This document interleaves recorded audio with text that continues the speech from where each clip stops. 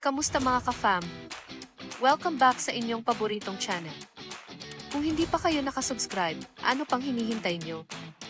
Hit that subscribe button and ring the bell para hindi nyo ma-miss ang latest chika. Paano kung ang dating nagpapatawa sa milyon-milyong Pilipino, ngayon ay humihingi na lang ng pagkakataong makapagtrabaho? Nakakadurog ng puso ang panawagan ni Dagul. Emosyonal na ibinahagi ng veteranong komedyante na si Dagul ang kanyang sitwasyon matapos siyang maospital.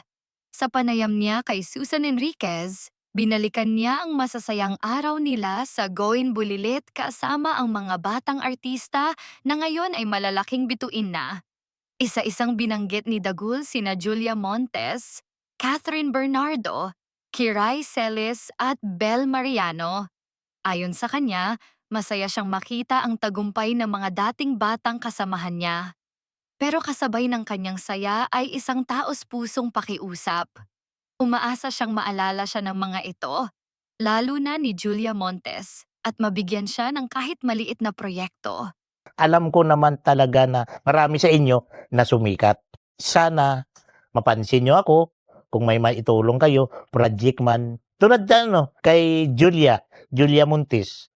Ayan, yan talaga. Kung gusto niyang tulungan ako, sana mapanood mo yung vlog ni Ma'am Susan. Nasabihin ko na, kailangan kong tulong nyo. Ayon kay Dagul, kahit simpleng role o palamuti lang sa isang eksena, tatanggapin niya basta may maipangtusto sa kanyang pamilya.